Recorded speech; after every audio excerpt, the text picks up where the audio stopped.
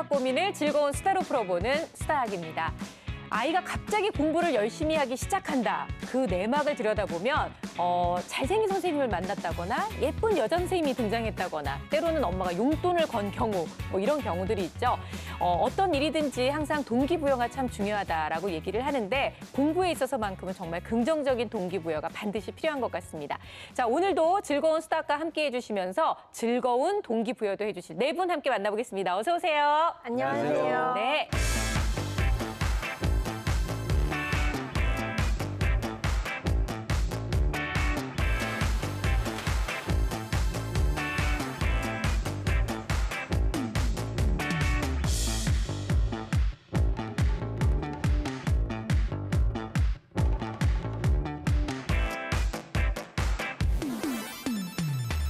사실 동기부여라는 얘기는 늘 항상 저희가 많이 하는데요. 우리 선생님들께서도 어렸을 때, 학창시절 때 어떤 동기부여가 됐었던 적이 있으셨는지 뭐 긍정적인 거든 부정적인 거든 다 궁금해요.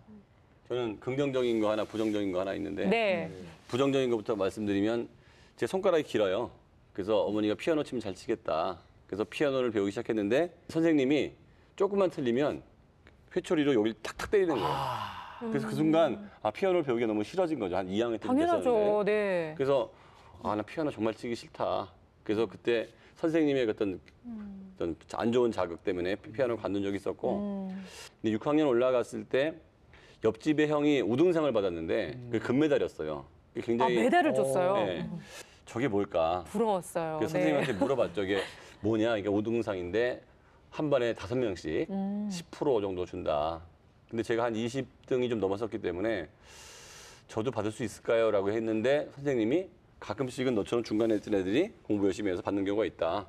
근데 그 말을 믿고 공부를 해서 받았거든요. 어머. 그래서 그때 이제 초등학교를 막 졸업하기 전에 성취 경험이라고 하잖아요. 그렇죠. 하니까 되는구나 경험을 받아서 중학교 때부터 공부를 되게 잘했어요. 네, 그 선생님이 만약에 그렇게 말씀 안 하시고 안 안 돼, 했더라면 이러면 아마 공부하고는 관심이 없는 학생이 됐었을 수도 있었을 것 같아요. 중요한 게 있는 것 같아요. 그 옆집에 네. 어떤 형이 살고 있는지 그것도 되게 중요한 것 같아요. 중요하죠. 옆집 형이 그냥 개근상만 받았으면 개근상 받고 끝날 수도 있었는데 우등상을 받았기 때문에 그렇죠. 옆집 형을 잘 만나야 돼. 그 번쩍이는 메달에 네. 정말 어떻게든 동기부여를 그렇게 받으신 거잖아요. 우리 김희진 선생님은 어떠셨어요? 저 같은 경우는 공부를 그렇게 잘하진 못했거든요. 근데 우연히 시험을 쳤는데 점수가 정말 획기적으로 나온 거예요. 내가 공부를 잘했구나. 근데 네. 사람들이 저를 다르게 보는 거예요. 정확하게 말씀해 전교 1등을 하셨잖아요. 전교 1등을. 맞습니다. 그래서 전교 1등이니까 뭐 제가 공부를 잘한다고 하고 친구들도 어려운 문제 있으면 저한테 물어보러 오고 네.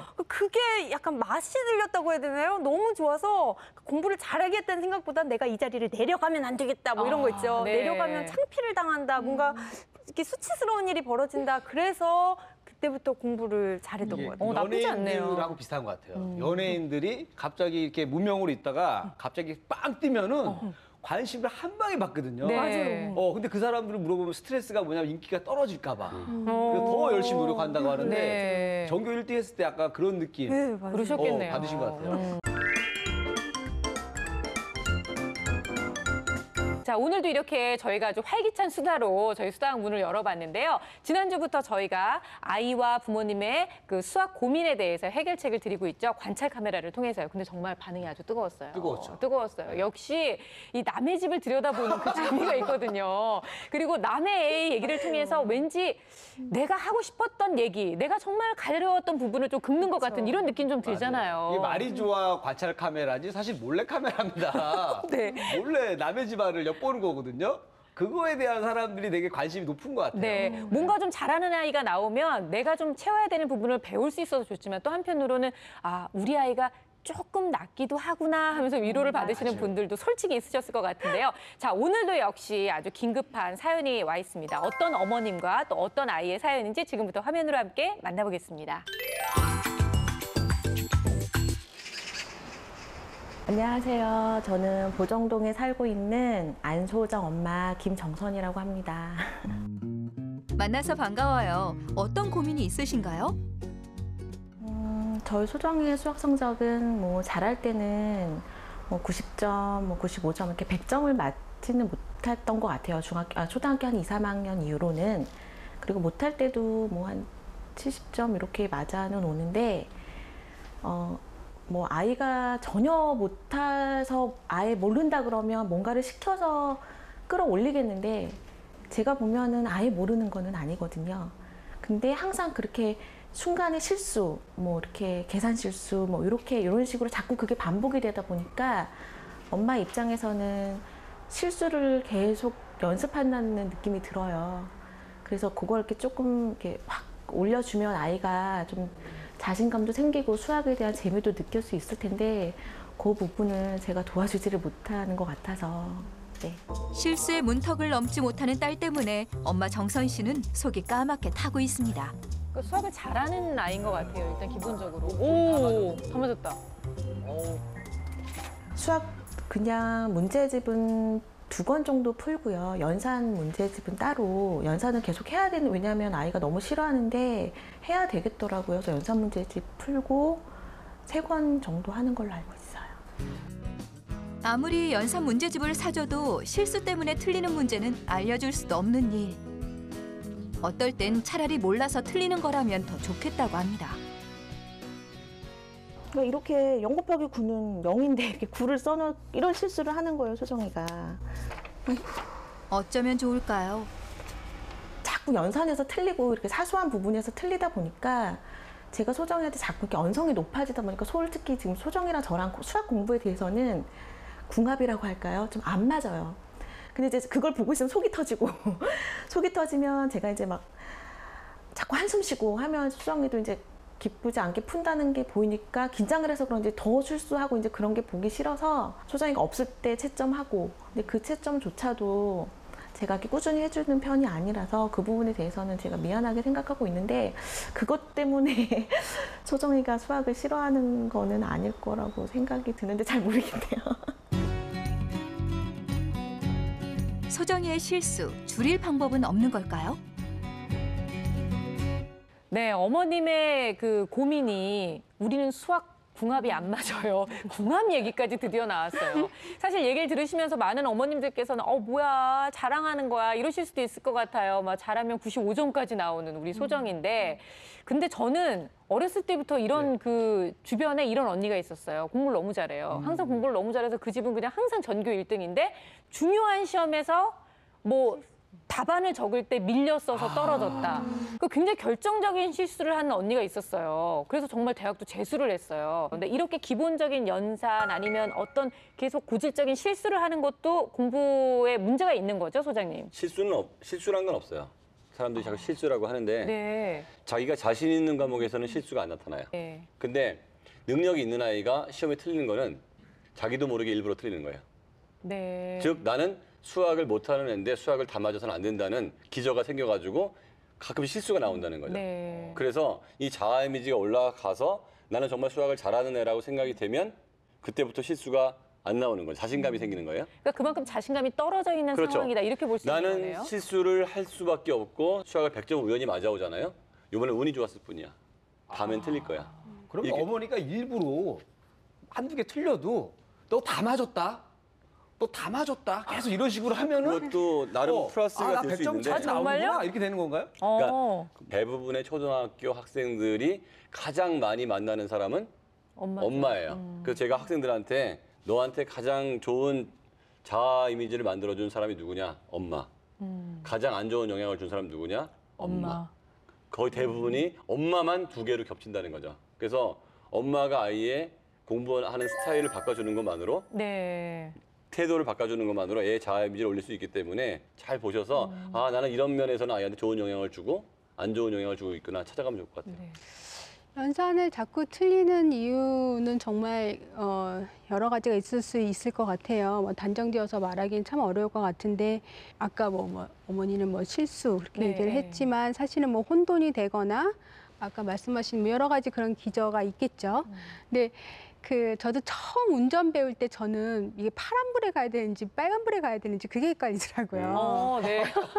그러니까 얘가 이제 일이 가장 작은 숫자 이렇게 하다가 0이 들어왔을 때 가장 작은 숫자에 대한 개념이 일순간 이게 혼돈이 될 수도 있는 것 같은데 어머니의 말씀에서 네. 결론이 나온 것 같아요. 어머님이 연산을 강요하고 그리고 지적하고 그럴 때마다 얘는 더 긴장해서 더 틀리는 것 같다라고 말씀하시는 거에 일부 정답이 있는 게 아닌가 그럴 수도 싶은데 있겠네요. 저라면 네. 어머님이 연산을 그렇게 틀린 거에 대해서 너무 신경 쓰시지 않는 게 어떨까라고 하는 생각이 지금 문득 드네요. 오히려 어머님의 말씀처럼 정말 이게 실수라고 생각하신다면 아니 이거 실수구나 하고 그냥 정말 실수는 넘길 수 있는 거잖아요. 정말 잘못한 게 아니라면. 근데 아까 0 곱하기 9를 진짜 그냥 9라고 했어요. 0을 1로 봤듯이. 근데 그런 얘기 많이 안 들어보셨어요? 학교 다니면서 덤벙덤벙 된다. 저 진짜 그 얘기 많이 들었거든요. 덤벙덤벙 되는 게 바로 이런 거 했을 때 엄마가 넌 왜 이렇게 덤벙대니? 이렇게 얘기하시는데 좀 저를 보는 것 같다는 생각이 드네요. 학교에서 이렇게 보면 소정이 같은 케이스가 되게 많아요. 95점, 90점 맞는 친구들. 그래서 보면 어이없는 실수도 되게 많아요. 오지선다형 답을 쓸 때 그냥 2만 쓰면 되는데 2에다가 동그라미를 쳐놓으면 뭔가 3에다가 동그라미를 친 것 같은 느낌이 돼서 틀리는 경우도 많고 네. 그러니까 아까 말씀드렸던 것처럼 0이나 6을 빨리 휙휙 날렸어갖고 영인지 이제 육인지, 틀리는 경우도 네. 많고 그런 경우도 있는데 그렇게 어처구니 없는 실수 빼면 연산 때문에 틀리는 경우가 굉장히 많거든요. 그래서 보면 크게 두 가지 경우로 나뉠 수가 있어요. 첫 번째는 정말 실수를 하는 거예요. 아까 실수가 아니라고 하셨는데 네. 그러니까 어떤 실수냐면 뭐 예를 들면 A 농장에 있는 거기 돼지수와 소수를 합해라 했는데 B 농장 수 다 계산해놓고 친다든지. 구한다던가 뭐 이제 네. 이런 식으로 어이없는 실수를 하기도 하고 두 번째 같은 경우는 연산을 어려워하는 애들이 있어요. 의외로 수학을 잘한다고 생각했던 애들도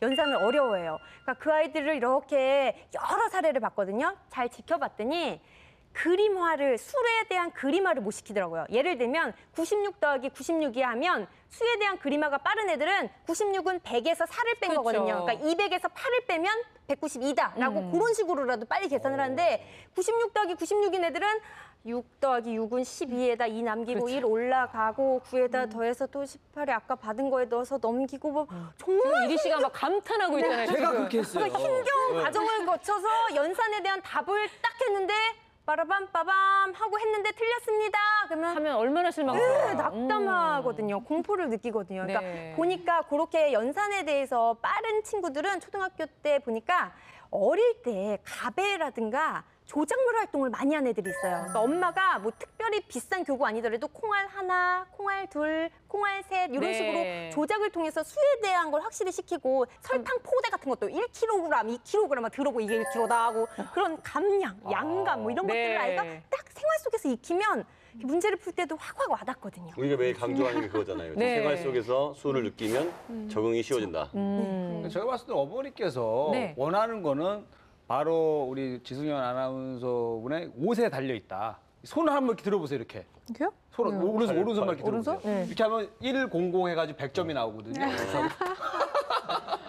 100점 원하시는데 네, 100점. 네. 사실은 정말 저 정도 잘하는 거다 좀 생각을 해요. 그렇죠. 90점 이상 많이 나오는데. 아니, 근데 엄마가 지금 욕심 문제집에도 부릴만해요. 틀린 게 별로 없잖아요. 거의 다 거의 맞았고. 다 맞는데. 그러니까요. 연산에 별 문제가 근데 없는데 근데 이제 아이들이- 이렇게 너무 잘하는 네. 애인데 아주 작은 실수로 인해서 100점을 못 받는 게 너무 안타까우신 그럼요. 거죠. 화가 나는 게 아니라. 이런 거를 방지하는 방법은 역시 검산.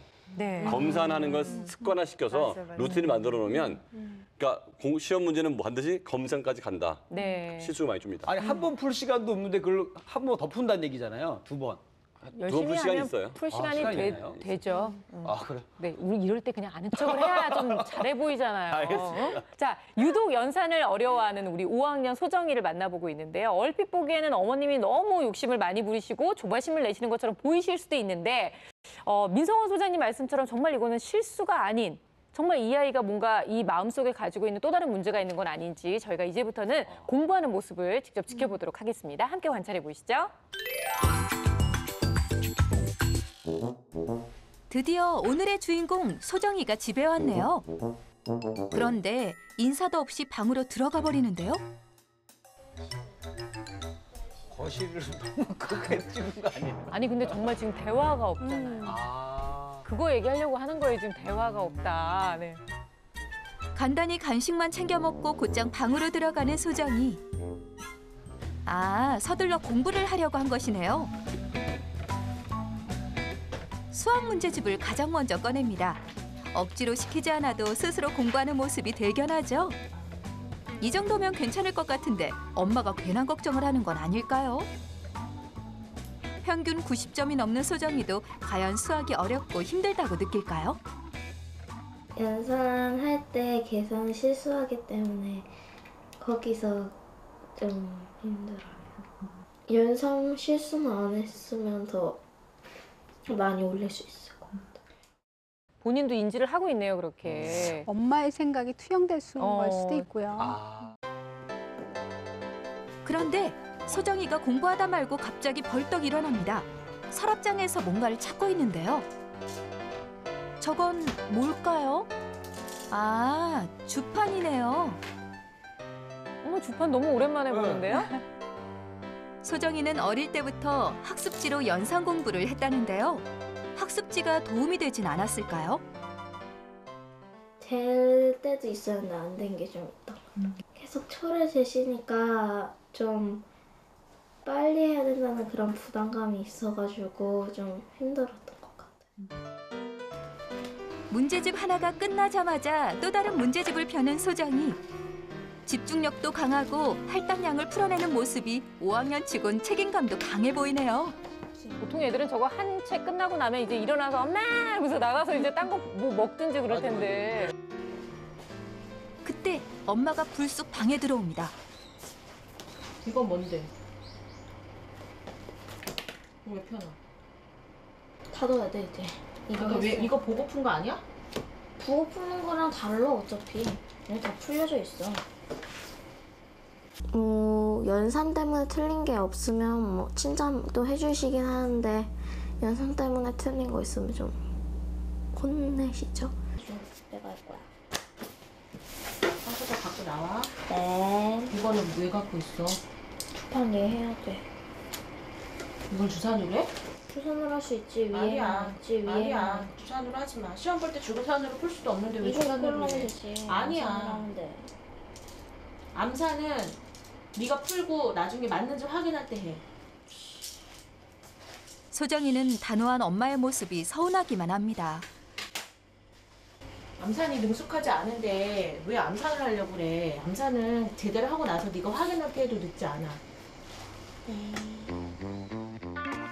합의점을 전혀 찾을 수 없는 모녀. 두 사람의 갈등 이대로 좋을까요? 왜 안쓰럽죠? 왜 짠하죠, 제 마음이? 소정이가 울컥도 했어요, 아까. 좀 섭섭한 게 마음속에 쌓여 있었던 것 같아요. 그러니까 자기는 잘하고 싶은데 생각대로 안 되니까 엄마의 기대만큼 안 나오니까 저게 심해지면 제가 봤을 때는 성적표를 위조할 수가 있어요. 엄마 마음에 들게요? 그렇죠. 나는 거기까지 못 가는데 자꾸 실수하니까 네. 저 같은 경우도 예전에 이제 수학 38점 맞으면은 네. 88점으로 88점. 고치고 17점 맞으면은 뭐 77점으로 고치고 해서 예. 그렇게 막 위조를 한단 말이에요. 아니, 17점을 맞으면 97점으로 바꿔야지 왜 77점으로 가요? 안 믿어요, 그러면. 어느 정도 믿는 수준 내에서 해야지. 네네. 예, 그렇게 위조했던 경험도 있거든요, 저도. 그럴 너무 수도 압박이 있겠네요. 심해지면은 아이가 범죄의 길로 빠질 수가 있다. 아니, 근데 정말 너무 저렇게 몰아붙이다 보면 아이가 자꾸 엄마한테 숨기는 게 생길 수도 있기는 있을 것 같아요. 꼭 단순히 뭐 수학 점수뿐만이 아니라. 근데 지금 제가 봤을 때는 왜 우리가 대충 보면은 아이가 얼마나 반듯하고 공부를 좋아하고 잘하는지 좀 나오잖아요. 근데 굉장히 공부를 스스로 열심히 하고 잘하는 아이인데 많이 주눅 들어 있었고요. 몰아붙이는 것 같은데 그렇게 몰아붙이는 건 아닌 것 같아요. 왜냐하면 수학 이외의 다른 영역에서는 사이가 굉장히 좋을 것 같아요. 아, 네. 아이가 귀걸이도 하고 있고 엄마 그 정도도 귀걸이를 보셨어요? 귀걸이 하고 있더라고요. 아니, 네. 그 정도도 이제 엄마가 인정해 준 거고 아. 그다음에 엄마가 뭐라 혼을 내는데 아이가 거기에서 받는 그 뭐랄까 위축감이 아주 심하지는 않고 그래도 할 말을 또박또박 계속 해대고 있고 네네. 엄마가 왜 그런지도 정확히 알고 있어요. 그러면 요 타임이 아닌 대부분의 시간에서는 둘의 신뢰관계는 매우 돈독할 가능성도 있다는 거죠. 굉장히 좋은 지적이신 게 사실 저렇게 긴 머리를 저렇게 따서 이렇게 갈래로 이렇게 나눠서 해주기가 쉽지 않은데 그 시간을 다 들이신다는 거고 그리고 어머니하고 아까 그런 방에서 관계가 보면 책상 배치도 완전히 큰 책상에다가 너무 좋아요. 네. 왼쪽에 간접등 만들어 놓고 창문에서 왼쪽으로 빛 들어오게 해놓고 좀 아이한테 잘 맞춰놨고요. 근데 정말 방학 그 학습 환경은 참 잘 갖춰진 것 같아요. 아이도 굉장히 차분하게 학습을 잘 하는 것처럼 보여요. 그렇죠? 뭐 정리정돈도 잘하고 아까 뭐 글씨도 깔끔하게 네. 또박또박 잘 쓴다고 아주 하고. 야무져 보여요. 네. 저런 딸이 있으면 참 좋을 것 같은데요. 저 같은 경우는 전체적으로 보고 나서 좀 답답했거든요.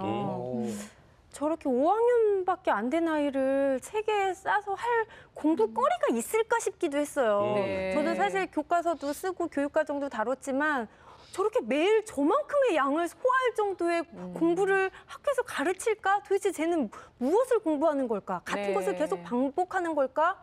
그리고 저 상태를 6학년, 중학교, 고등학교 3학년까지 유지할 수 있을까 싶었거든요. 네. 그래서 되게 전반적으로 환경은 좋았는데 그 차분히 공부를 해서 그 아이가 이걸 받아들이고 이 상태를 만족하면야 뭐 전문가라도 더 이상 할 말이 없겠지만 네. 우려스러워요. 이 상황을 정말 지속적으로 가지고 갈 수 있을까? 네. 근데 아이가 잠깐 아까 그 얘기는 했는데 그렇게 연산 많이 푸는 게 도움이 됐니? 그러니까 도움이 뭐 되기도 하고 안 되기도 했다는 하고. 그 의미에서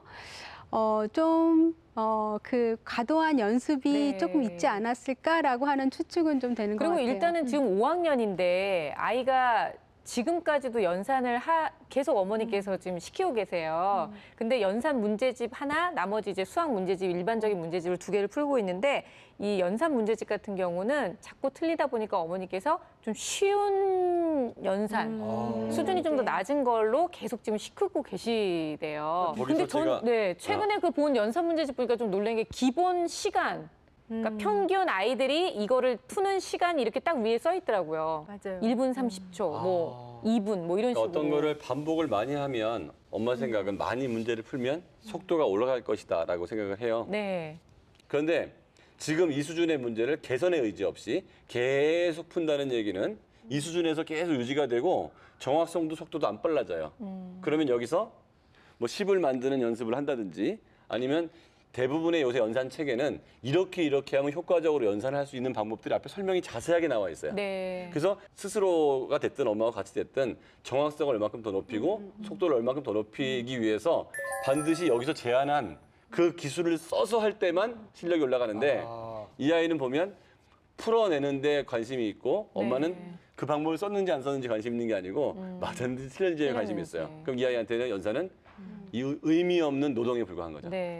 사실 이쯤 되면 그렇게 연산을 하는데 그렇게 너무 이렇게 매일 필요는 없거든요. 그 연산은 아까 잠깐 말씀하신 것처럼 문제풀이를 하다가 이렇게 나중에 검산을 좀 해본다거나 그런 과정에서 충분히 자기가 오류를 낸 거를 조금 점검할 수 있도록 하고 그다음에 꼭 연산 연습이 정말 중요하다 싶을 때는 평상시는 너무 연산에 틀린 거 맞은 거에 너무 그렇게 신경 쓰지 말고 문제를 풀다가 어느 일정 기간에 일주일에 한 번 정도 예를 들어서 어떤 그렇게 연산에 특별한 어떤 네. 그 스킬을 좀 향상시켜야 되겠다 싶을 때는 그렇게 시간을 정해서 그 정도만 이렇게 연습을 좀 더 하는 게 좋을 것 같고요.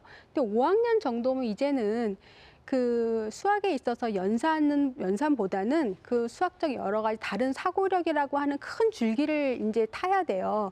그리고 연산은 그거를 위한 약간 보조적인 이제 가지거든요. 그래서 너무 거의 매다 보면 큰 줄기를 타는 것에 대해서 흐름을 좀 놓칠 수가 있으니까 네. 너무 굳이 이렇게 신경을 많이 안 쓰셔도 될 것 같아요. 그게 제일 센 것 같아요. 엄마가 넌 연산이 약해. 넌 연산이 약해. 계속 하니까 이게 트라우마가 생긴 것 같아요. 우리 개그맨들도 예를 들어서 넌 안 웃겨. PD가 이래서 넌 안 웃겨. 넌 뭐래도 재미없어. 그러면 오히려 잘 하던 애들도 주눅 들어서 못 하거든요. 같은 게 아닐까. 네. 근데 저는 어머니 마음이 사실 좀 이해가 되는 게 초등학교에서는 다른 과목은 다 몰아서 시험을 친다 쳐도 수학 경시대회가 있단 말이에요. 수학만 딱 보고 그 경시대회에 따라 100점을 맞으면 금상, 하나 틀리면 은상, 2개 틀리면 동상이거든요. 그러니까 얘가 차라리 그냥 서술형 어려운 거를 확 틀려버렸으면 에이, 진짜 여기서 그런가 가르칠 보다 알 텐데 텐데. 머리야. 덧셈을 틀린 거 하면은 그래서 네가 은상을 받은 거야 하면 엄마가 억울해. 너무 속상하신 속상하죠. 거죠. 이걸 왜 네네. 다 알고 있는 걸 틀리는 거야? 부터 네. 시작해서 그러니까 엄마가 속상하거든요. 지금 이 사례자 같은 경우는 공부를 좀 하는 애예요. 그러니까요. 네, 그러니까- 어머니가 요만큼의 욕심만 내시는 거예요. 큰 욕심도 아니세요, 제가 봤을 때는. 욕심이라고 하기도 좀 미안한 게 정말 이것만 하면은 네. 제대로만 정신만 차려서 풀면 얘는 당연히 금상 받을 텐데 우리 김혜진 선생님 지금 그 빙의 되신 것 같아요. 어머니 되신 것 같아요. 자녀분이 연산을 잘 못하시는 거예요. 엄청 흥분하시는 것 같은데. 어려운 거를 확 틀려버렸으면 뭐야? 머리야. 덧셈을 틀린 거 하면은 정말 이것만 하면은 정신만 차려서 풀면 얘는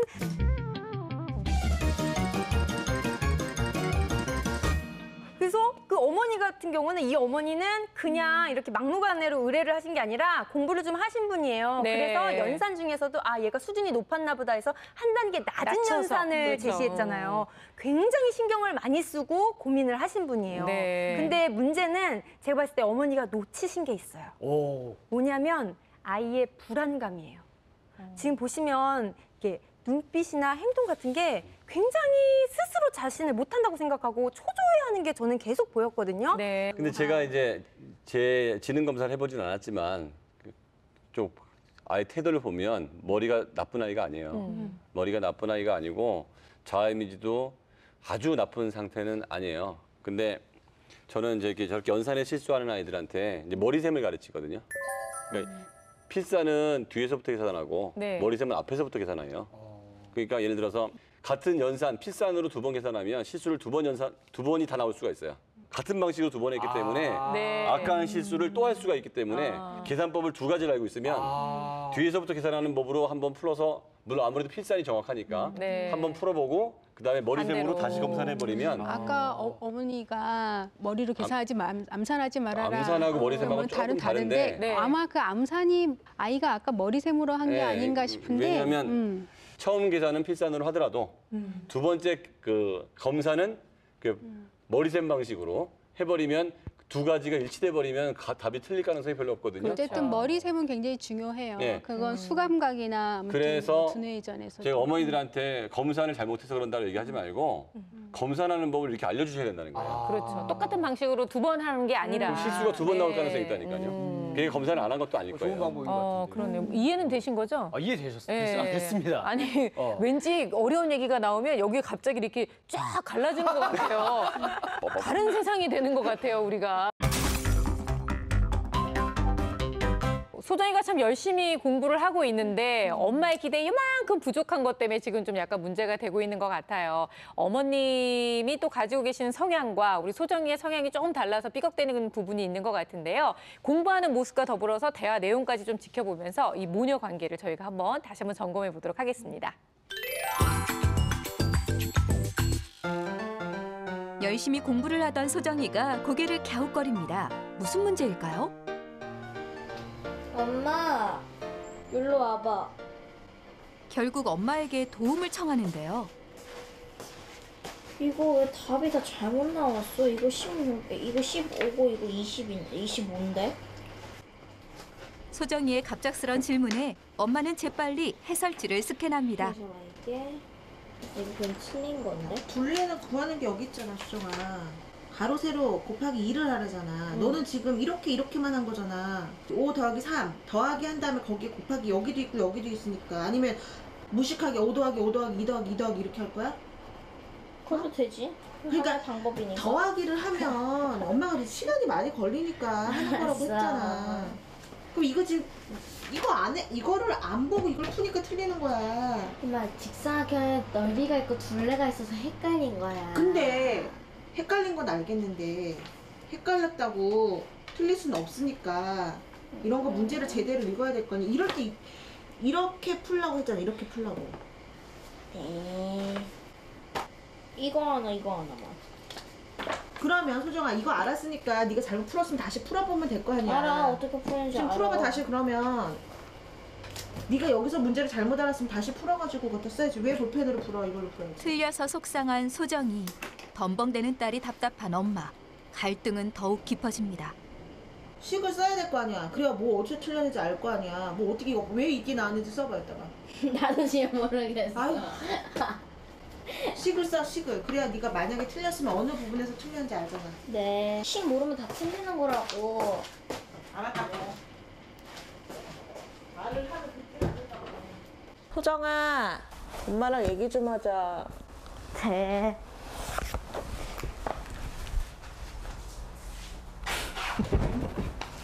엄마가 너한테 물어보고 싶은 게 있어. 소정이가 이렇게 똑바로 펴. 수학을 재밌게 좀 공부했으면 좋겠어. 그게 안 돼. 수학은 지금 5학년, 6학년, 1, 2년에서 될 게 아니라 소정이 중학교 3학년, 고등학교 3학년 내내 해야 되는 거야. 엄마가 하라고 하니까 해야지. 너가 안 하니까 하라고 하는 거지. 네가 다 했는데 엄마가 더 하라고 그러니? 엄마 그렇진 않잖아. 그럼 계속 너는 하기 싫고 엄마는 계속 하라고 이렇게 계속 이러고 살면 되겠는 거야? 그러면? 빙고. 빙고. 엄마 장난하고 싶은 마음 없는데. 소정아 엄마는 정말 심각한데. 나는 별로. 너는 별로기 때문에 엄마는 더 심각하다고. 너가 지금 너의 심각성을 모르니까. 그거 당연한 거 아니야? 당연한 거 아니야. 너가 쓸데없이 틀리는 문제만 풀고서 엄마 끝냈어요 하고 엄마를 주면 엄마는 다 틀렸는데 그래 너가 여기까지 풀었느라 수고했더라 그렇게 말할 수가 없단 말이야. 이대로는 안 돼. 어?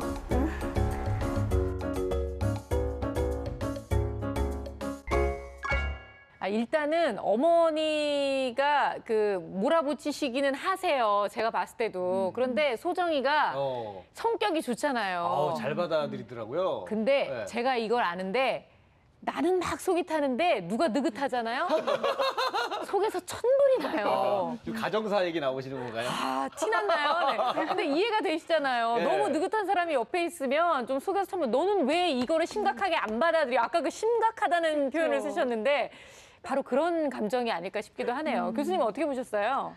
처음에는 소정이한테는 아무런 문제가 없다고 생각했는데 네. 다음 보니까 소정이가 엄마를 참 그래도 의지를 하네요. 혼자 해결할 생각을 먼저 하기보다는 모르거나 뭐 이상한 문제가 나왔을 때 일단 엄마부터 엄마? 찾는 것 네. 같고 답안지 옆에 놓고 이제 찾고 이제 그렇고 이제 엄마로 넘어가면 아무래도 조금 많아질 것 같은데 말이 일단은 좀 궁금한 게 엄마는 저 정도 딸한테 왜 한 번도 칭찬을 왜 안 하시나 이제 그게 하나 궁금했고 그다음에 나머지는 대화법과 그 학습의 주도권을 아이한테 전적으로 주지 않는 게 좀 문제다는 생각이 좀 들었어요. 네. 저 같은 경우는 그 수학 관련돼서만 칭찬을 안 할 것 같아요.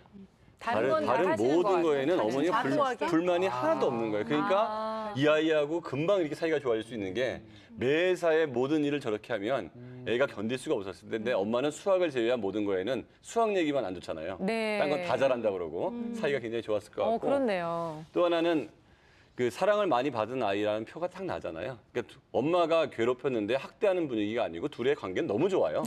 너무 좋은데 수학이라는 문제가 딱 들어섰을 때 이제 얘는 잘 안 되는데 엄마는 열받고 요 비바람이 지나고 나면 다시 또 아무렇지도 무지개 않은. 뜨고 딴 네. 걸로는 너무 사이가 좋을 것 같은데 이 아이가 엄마가 저 정도로 화를 내면 삐지거나 울거나 울 말을 것 안 하거나 같은데. 하는데 그럼에도 불구하고 조잘 계속 얘기하면서 자기 주장을 얘기하고 넘어가죠. 이걸 회복 탄력성이라고 하거든요. 네.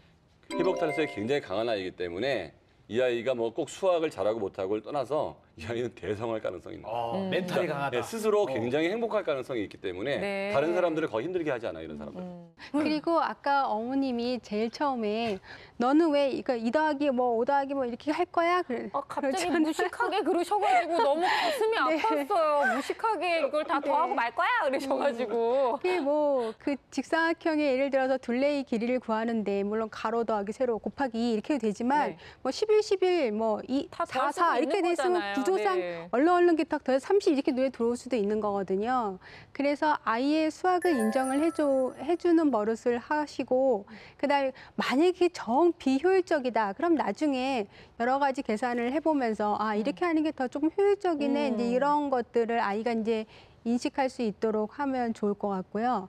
그다음에 절대 아까도 아이가 이렇게 물어봤다고 해서 바로바로 막 풀어주시고 이러지 말고 아이가 조금 더 생각하고 아이가 스스로 해결해 나갈 수 있도록 조금 더 지원을 해주시고 그건 이제 소정이가 앞으로도 이제 그렇게 네. 해나가야 될 것 같고 그다음에 아까 뭐 문제집이든 뭐든 간에 학습의 어떤 그 분량이나 시간이나 그런 계획을 반드시 아이하고 이제는 상의를 하시면서 네. 아이한테 그런 주도권을 좀 많이 일임하셔야 될 것 같아요. 그러니까 아까 어머니께서 걱정하시는 게 아주 자잘한 실수, 덤벙거리는 거. 이게 말씀하셨는데 우리가 계속 어머니한테만 좀 포커스를 맞췄지만 사실 둘레를 구하는 거에서 부피랑 헷갈렸다고 얘기를 네, 한다면 네. 이건 분명히 소정이가 약간 그렇죠. 덤벙거린 게 그건 있긴 계산 있었던 거예요. 실수가 아니라 사실 그건 개념의 혼동이잖아요. 그렇죠. 그건 소정이가 조금 더 생각을 좀 해야 될 문제죠. 네, 그러니까 실제로 어머니가 느끼는 그런 문제점이 없는 건 아니니까 네. 그럴 때는 어머니가 그렇게 갑자기 버럭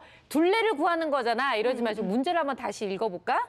아, 부피? 근데 너는 왜 이렇게 둘레를 구했니? 너는 뭘 생각했을까? 뭐 이렇게. 그렇게 접근하시면 더 도움이 될 것 그렇죠. 같아요. 스스로 한 번 더, 야, 이거 틀렸는데 읽어보면서, 이거 다시 한번 잘 읽어봐. 네가 뭘 실수했는지를 그렇죠. 이렇게 해서 스스로 찾아야 되는데 엄마가 먼저 성급하게 알려줬다 이거죠. 그렇게 가지고 그게 되는 게 아니고 네. 실제로 그런 문제를 잘못 지어서 틀리는 애들이 너무 많거든요. 그러면 우리는 걔네들한테 문제 읽는 법을 가르쳐 준 적이 있냐는 거죠. 우리는 그냥 문제를 냈지 그거를 문제 읽는 법을 가르쳐 준 적이 없어요. 그러면 어떻게 가르치는 거냐면 펜을 들고 수학은 항상 같잖아요. 주어진 것과 구하는 것. 그러면 구하는 것에 항상 마킹을 하는 습관을 가져야 돼요. 네. 서술형 문제에서는 주어진 것은 표시를 동그라미로 하면 마지막에 구하는 것이 네모로 표시를 하는 습관 있잖아요. 문제를 그렇게 읽다 보면 아, 잘못해 주어진 것을 구할 수도 있거든요. 그렇죠. 그래서 구하는 거를 구할 수 있게끔 교재를 읽는 법, 문제집을 이용하는 법, 필기 하는 법, 네. 그다음에 심지어는 지문을 읽는 법도 모르고 바로 그냥 들어가서 문제를 풀고 문제를 풀어내기 때문에 공부를 아무리 해도 안 돼요라고 하는 엄마들을 보면 아이가 전혀 방법을 몰라서 그 방법을 알려주면 성적이 월등히 올라가는 거죠. 제 네. 생각에는 이 상황에서 꼭 어머니가 이렇게 개입을 해서 아이를 문제를 풀어주고 이제 구박을 하고 관계가 좀 안 좋아지고 이런 거보다는 그러니까 뭐 일주일에 2번 정도 뭐 예를 들어서 그림을 그려서 문제를 푸는 문제들도 되게 손쉬운 것들이 있거든요. 그러니까 그런 것들을 할 수 있는 이렇게 대학생 오빠나 누나 언니 등을 이렇게 해서 함께 공부하도록 조금 즐겁게 해서 해주는 것도 좋을 것 같아요. 어머니께서 참으세요. 그런 말씀하지 마시고 꾹 누르시고 뭐 아이를 이해하시고 하는데 그거 안 되거든요. 사실은 가서 보이는 순간 자기도 모르게 그래요. 바로 그런 하는 것도 건데 방법이죠. 오히려 이런 말들이 더 죄책감. 알고 나서 하고 나니까 아, 나는 왜 안 될까? 더 죄책감 이런 게 일으킬 수 있거든요. 근데 저는 좀 예. 다른데 사실 어머니도 아이와 함께 성장해 나가는 거거든요. 아이의 그러니까 기질을 같이 조절해 나가는 거예요. 그래서 자. 아이가 지금 잘 하고 있기 때문에 네. 엄마가 조금 조절해 나가시면 저는 아이가 잘하고 있는데 굳이 거기다가 지금 뭘 더 붙이고 막 이런 거보다 저는 아이가 어쨌든 실수를 좀 해서 금상탈만한 아이가 못한 거잖아요. 근데 어머니가 이걸 안타까워하니까 그것을 조금 더 도와줄 수 있는 조력자 꼭 엄마가 팔 걷어 붙여서 할 필요는 없다. 너무 부담감을 갖지 마시라. 아이가 좀 잘해 나갈 수 있도록 조금 조력자로만 활동을 하시는 거죠. 직접 뭘 가르치고 뭐 이렇게 하기보다는. 제가 봤을 때는 일단은 그러니까 아이도 자꾸 그러니까 스트레스 받았어요. 나를 의심하고 스스로 네. 의심하게 됐고 부모님은 또 틀리는 모습 보면서 자꾸 뭐라고 한단 말이에요. 그러니까 두 분 다 마음에 좀 힐링이 필요하다. 네, 그래서 저도 그렇게 봐요. 인생이 정말 이렇게 막 꼼꼼하게 이렇게 사는 게 전부가 아니라고 깨닫기 위해서 두 분이 같이 따님과 같이 저기 탑골공원 가셔서 할머니들이 저기 비둘기 모이주는 것도 보면서 아 인생이 참 마음의 별게 여유를 아니구나. 우리 삶 별로 너무 집착했다 아니, 우리가. 저는 예. 소정이가 너무 이해가 되는 게 뭐냐면요. 제가 뭐 시험을 봤어요. 근데 정말 처음으로 그 문제를 딱 하나밖에 안 틀린 거예요. 그래서 너무 기뻐서 엄마한테 막 와가지고 나 하나밖에 안 틀렸다고. 근데 저희 어머니가 진짜 탁 쳐다보시더니 하나는 왜 틀렸어?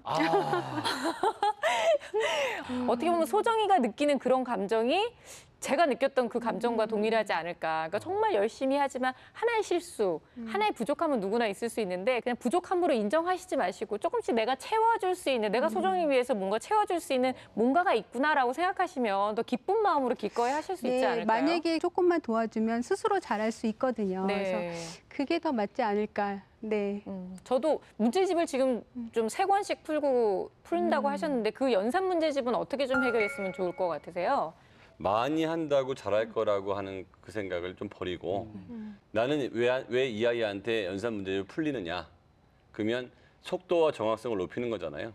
속도와 정확성 결과에 집중을 해야지 얘가 많은 문제집을 풀다 보면 실수가 더 나올 가능성은 또 있단 말이죠. 그렇죠. 많이 왜냐면 할수록 실수를 더 많이 할 수도 지루해지고 있죠. 하니까. 그래서 그 실수에 집중하지 말고 보다 본질적인 속도와 정확성을 높일 수 있는 근본적인 해결책, 책 앞에 나와 있거든요. 네. 그 방법을 좀 이용하면서, 즉 수영을 10년째 다니는데 10년 동안 개염으로 수영장을 다니는 사람이 있고 개선하지 않고 자세를 고쳐가면서 올바르게 수영을 하면은 6개월만 해도 아주 훨씬 잘하거든요. 10년 한 사람이 6개월 한 사람보다 반드시 잘하지 않을 수도 있다는 거죠. 그러면 우리 이제 어머니와 또 우리 소정이를 위한 해결책을 뭐 간단하게 한 분씩 좀 말씀을 해주시면 좋을 것 같은데요. 저부터 할까요?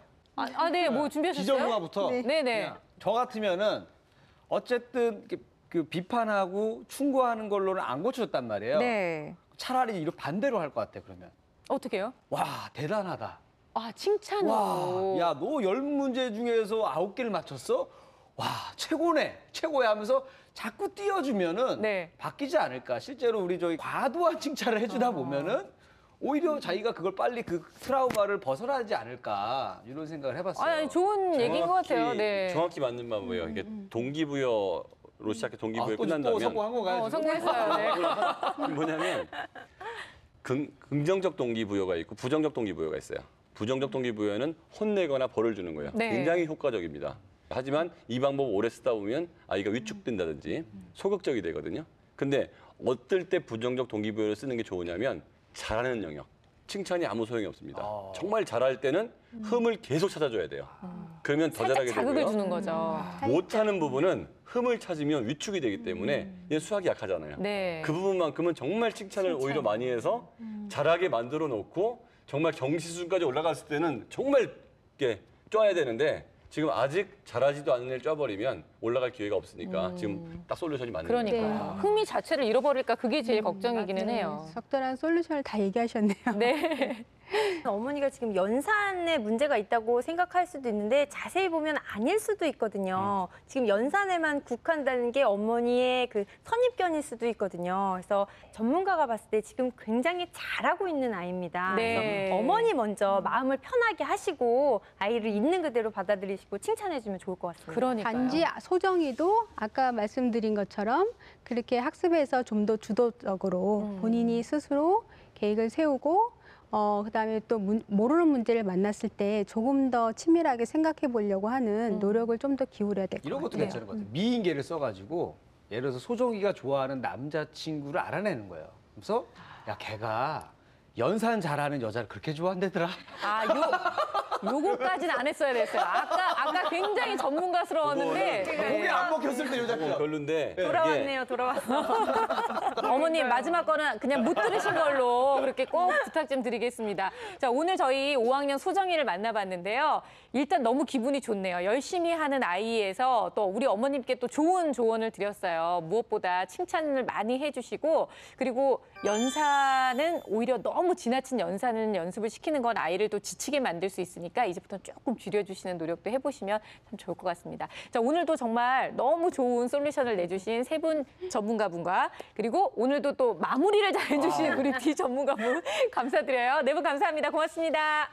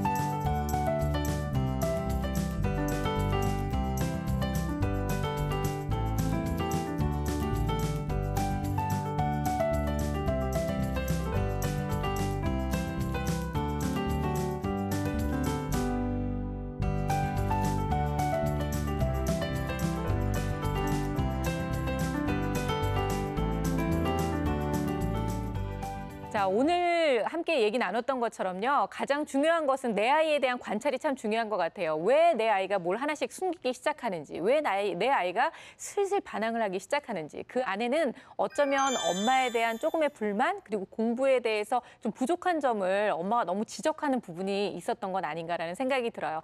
오늘 드렸던 솔루션을 가지고 우리 소정이와 좋은 관계도 다시 한번 맺어보시기 바라겠고요. 앞으로 소정이 더욱더 열심히 공부해서 좋은 소식 있기를 또 기대하겠습니다. 자, 오늘 함께해 주신 분들 감사드리고요. 다음 주에도 더 즐거운 수다학으로 찾아뵙겠습니다. 감사합니다.